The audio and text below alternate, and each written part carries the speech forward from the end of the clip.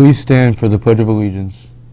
I pledge allegiance to the flag of the United States of America and to the republic for which it stands, one nation, under God, indivisible, with liberty and justice for all.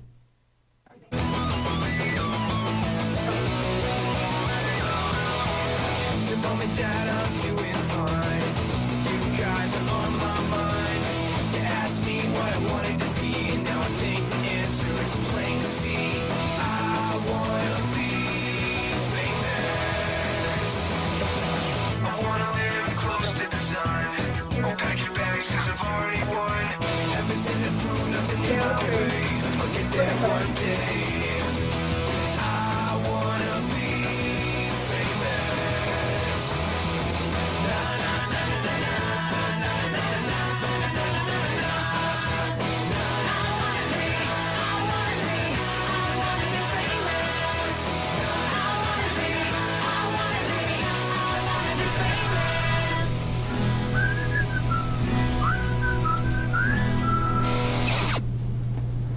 Good morning, Roseville Park Panthers. Today is April 3rd, and I am your host, Anthony.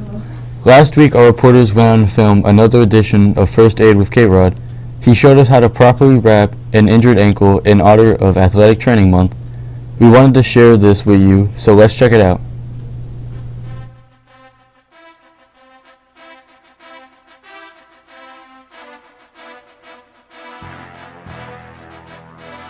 First Aid with K-Rod.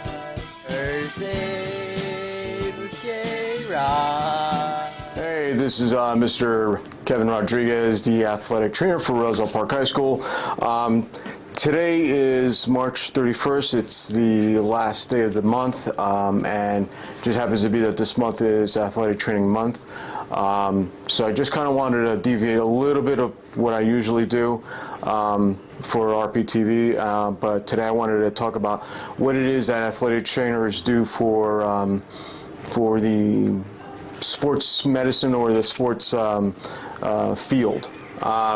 So basically, again, my job is that I take care of all the injured athletes that compete for Roseville Park High School.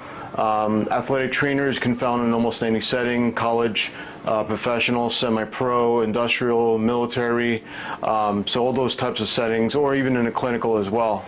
We're starting to branch off into the clinical setting, having to deal with concussions, neurology, stuff like that.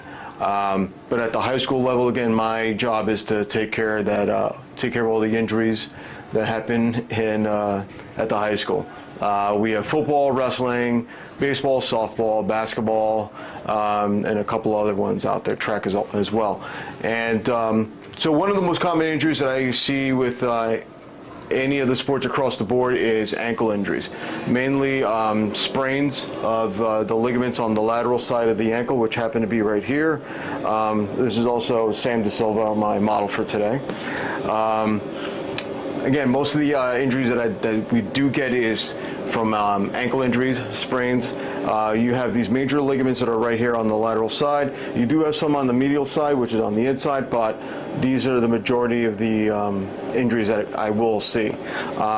So whenever someone either gets hurt right away or is back or coming back from an acute injury, what I do is preventative taping. And this is almost pretty much the bread and butter of what I do. And so what I do is once they're ready and they're past that acute phase and I feel like they're ready to participate in sports again, is your typical type of prevention taping. So what I do is I put first of all, I usually spray with like an adhesive to keep the tape from sliding off, but I'm not going to do that to Sam today. Then I put these pads on to prevent any blisters from any frictions. I can put pre-wrap on the skin, that way the tape doesn't directly make contact with the skin, but I will get a better type of tape job if I do that kind of taping, but I'm going to be nice and use pre-wrap. Once I covered most of the skin, what I will do is I start off by making my anchors here up top, and this is just to make sure that the rest of the tape job has something to hold on to. And then I make sure that Sam keeps her ankle like that. Then I will do my stirrups, which is basically these strips in a U shape, and they are kind of perpendicular with the ankle. So when I'm trying to prevent an inversion type of injury, I will tape from the inside out, and I'm pulling it to keep this the joint, the talus joint, from inverting. Because most injuries, again, like I said, when they do twist their ankle, let me show you their ankle for a second. When they do twist, I don't know if you can see this, they'll twist in like that, and that's called an inversion type of sprain. So what I'm trying to do with the tape job, is I'm pulling the tape in that direction to keep the ankle from inverting. So I will lay down 3 stirrups. Usually, if I feel like they need more, then I can do that. And usually I would tape much faster just to get her out of my office and onto the court or onto the field. Then I will do 4 heel locks, and basically what I'll do is I'm essentially locking the heel in place, and I'm doing 2 heel locks on each side. So right now I just got 2 on each side, or 1 on each side. That's 3.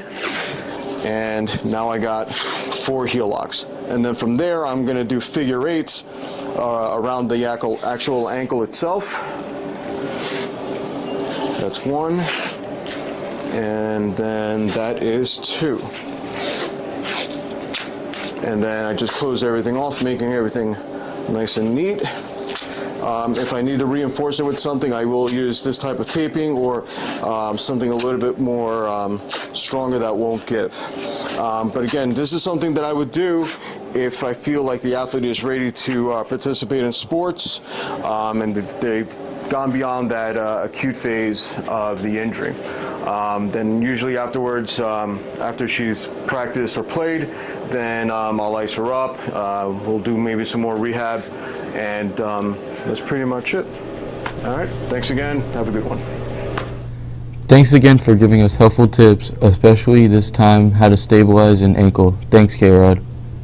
If you didn't already know, Nurse Becky is going to be leaving us here at Roselle Park.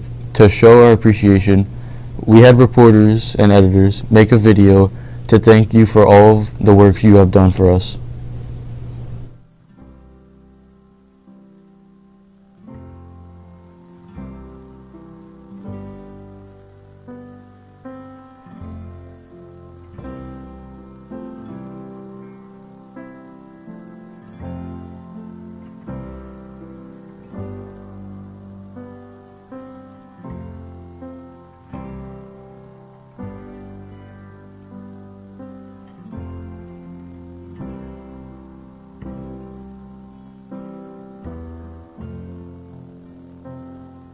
Hey Nurse Becky, thank you so much for everything that you have done for us. We love you.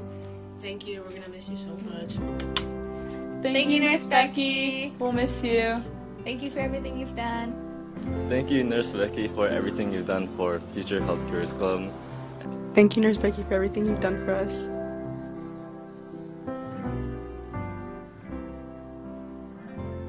Thank you, Nurse Becky. I just want to say thank you for all the advice you give us, and for also just being here to listen to us. And when I had like a bad struggle, you were there for me, and I really thank you for that, because yeah. And we wish you the best of luck in the future.